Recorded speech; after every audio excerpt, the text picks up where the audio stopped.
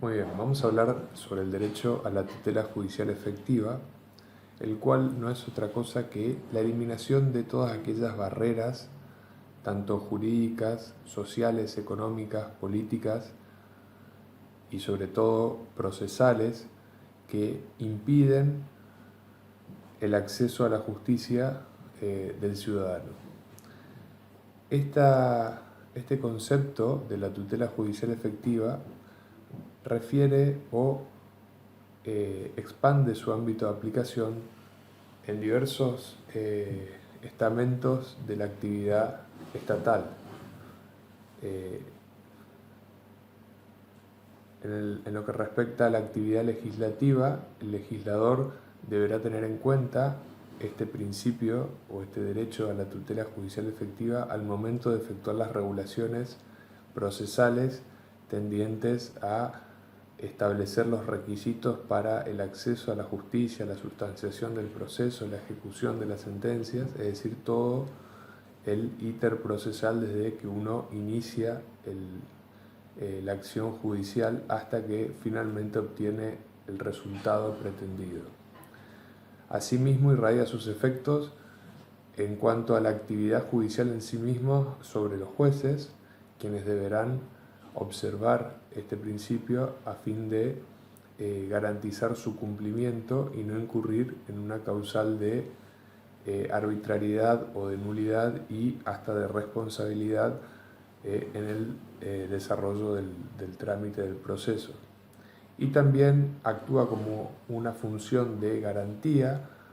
a favor del particular, quien podrá invocarlo a los efectos de la protección adecuada de los derechos que se están reclamando o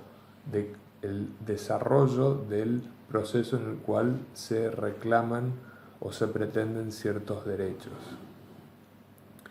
En realidad, lo que busca el derecho a la tutela judicial efectiva es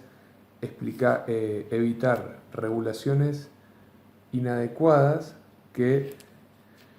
en el desarrollo del procedimiento vayan en contra del principio de juricidad y a la vez también evitar aquellas interpretaciones que pequen de excesivas en cuanto a la protección excesiva o a la protección o demasiado permisivas en cuanto a las posibilidades de suplir errores o defectos de tramitación, es decir, tratar de lograr un equilibrio siempre teniendo en cuenta que en el proceso contencioso administrativo está en juego no solo el derecho del ciudadano, sino también el interés general representado a través de la actividad del Estado. En efecto, lo que se pretende es que tanto las regulaciones como las interpretaciones que de ellas se hacen sean razonables en relación al fin perseguido por la actividad administrativa. El derecho a la tutela judicial efectiva lo encontramos consagrado en el artículo 75, inciso 22, que constitucionaliza los pactos internacionales de derechos humanos y en particular en el artículo 8 del Pacto San José de Costa Rica, que establece las garantías judiciales. En su primer punto establece el derecho a ser oído dentro de un plazo razonable y con las debidas garantías por un juez imparcial, establecido con anterioridad a la ley. Estas garantías que ya fueron extendidas en cuanto a su aplicación no solo al proceso penal, sino también al proceso civil, laboral y administrativo, así como también al procedimiento administrativo, y el artículo 25 que garantiza la posibilidad de recurrir, de que el Estado ponga a disposición del ciudadano un recurso o una acción que permita revisar el accionar del Estado o de la inactividad del Estado, ¿sí? Con lo cual, la posibilidad que nos brinda la consagración legislativa o positiva, digamos, y su incorporación en el marco del derecho constitucional argentino es la posibilidad de alegar efectivamente el incumplimiento de estos derechos y con ellos permitir defender estos derechos conculcados. El derecho a la tutela judicial efectiva, entonces, hay que tener en claro que actúa en un amplio espectro, que se trasluce o se deja ver en todas las etapas del proceso. Al inicio del proceso, es decir, en relación a lo que se denomina el acceso al proceso o el acceso a la justicia, y por ejemplo en lo que refiere a los plazos procesales, que son moneda corriente en el derecho administrativo, un tema candente, siempre deben interpretarse los plazos procesales en el sentido que favorezcan el acceso a la justicia. Tratar de subsanar una presentación prematura o no ser extremadamente rígidos o estrictos en cuanto al control de la admisibilidad de la demanda son algunas de las pautas que se desprenden de la aplicación del principio de la tutela judicial efectiva al acceso al proceso. Dentro del proceso, es decir, y durante el desarrollo del proceso contencioso administrativo, el derecho a la tutela judicial efectiva va a permitirnos controlar y exigir que el proceso contencioso administrativo respete el debido proceso objetivo, dando publicidad a todos los actos jurisdiccionales, con la adecuada notificación de los mismos, la posibilidad de plantear medidas cautelares que aseguren el objeto del proceso o anticipen en cierta medida y en algunos casos especiales el objeto del proceso, la posibilidad de la producción, el ofrecimiento, la valoración de pruebas y que esas pruebas sea tenida en cuenta al momento de emitir una sentencia que debe ser fundada como otro de los requisitos que derivan de la tutela judicial efectiva, y ya una vez que tenemos la sentencia, la posibilidad de recurrirla ante un órgano de revisión superior o de una vez firme la sentencia, lograr una ejecución en tiempo razonable que permita un aprovechamiento del resultado de la misma, lo cual es uno de los temas pendientes en el proceso administrativo, los cuales generalmente tienen una larga duración. En cuanto a la primera parte, a la posibilidad del acceso a la justicia, la Corte Interamericana se ha expedido a fines de la década del 90, en el caso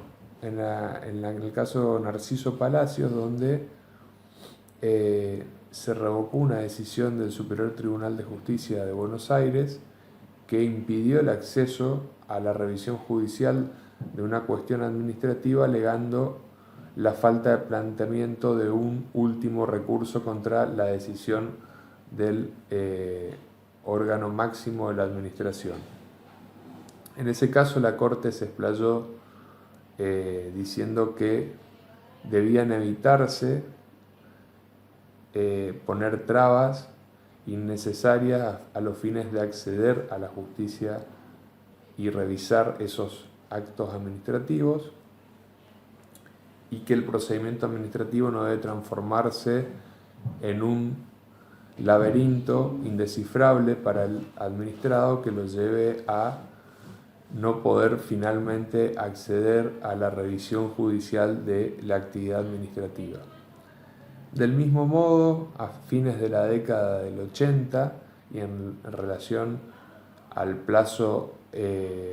al silencio administrativo y a la necesidad de interponer un recurso revocatorio una vez transcurridos los plazos que tenía la Administración para pronunciarse. La Corte Suprema de Justicia de la Nación se pronunció en diferentes fallos, revocando lo decidido por ejemplo, el Tribunal de la Provincia del Chaco y el Tribunal de la Provincia de Buenos Aires, en los fallos de Empresa La Estrella, Sacoar, y admitiendo la revisión de la actividad administrativa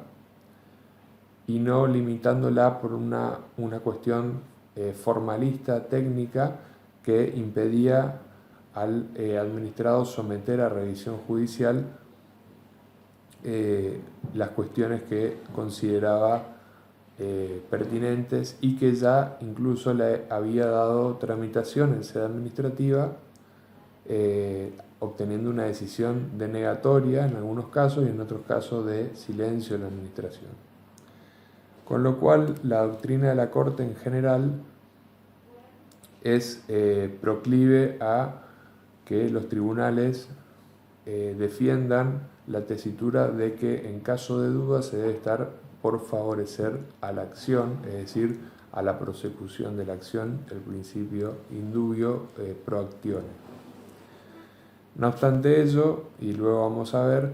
el establecimiento de requisitos de admisibilidad y su examen previo al traslado de la demanda